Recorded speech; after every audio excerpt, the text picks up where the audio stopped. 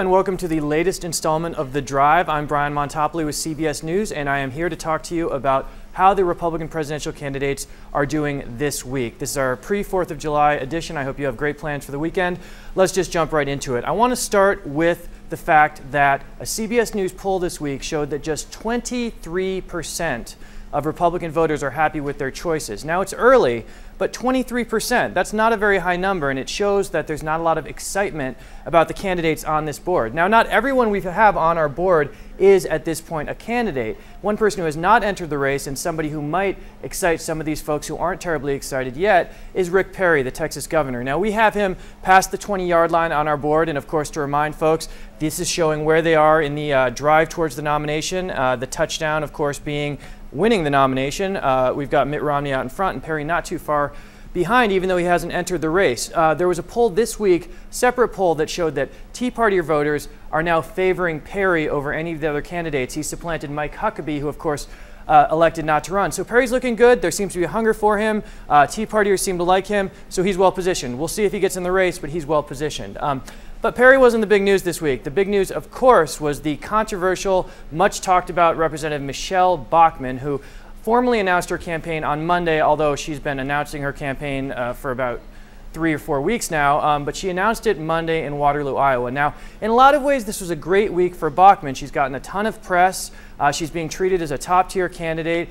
I suspect her fundraising is going to spike here right before the fundraising deadline.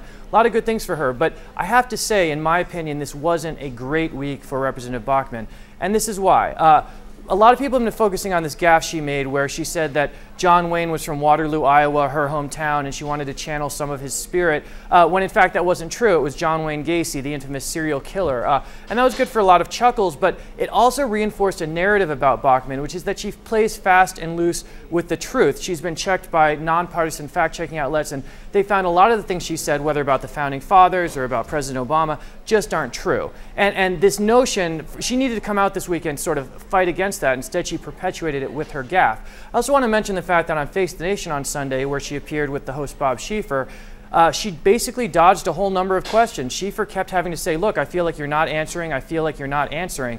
That's not good for a presidential candidate. So while Bachmann's had a big week in terms of people seeing her and visibility, she hasn't had a great week in terms of establishing herself as a serious candidate. So I'm going to actually move her back a little bit from where she stands. She's been at the 22-yard line, and she's going to come back here to about the 15. Now, I still think she's the favorite to win the Iowa caucuses, but that's no guarantee of the nomination, as Mike Huckabee, the winner in 2008, can tell you. Last person I want to mention quickly is Sarah Palin. Palin was in Iowa this week. There's a premiere of her movie called The Undefeated, which celebrates her career.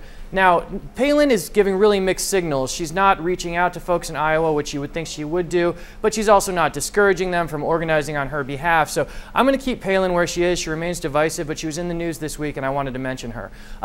What you need to look for before the next episode are the fundraising numbers. This is the last day where candidates can raise money, and we're going to see in the coming days reports start to trickle out about who's up, who's down, who's doing well in fundraising. If Romney puts up a huge number of 30 million, 40 million, that's going to help people start to see him as the undisputed front runner. Maybe some of these folks, your Herman Cains, might put up a surprising number, and that's going to help them.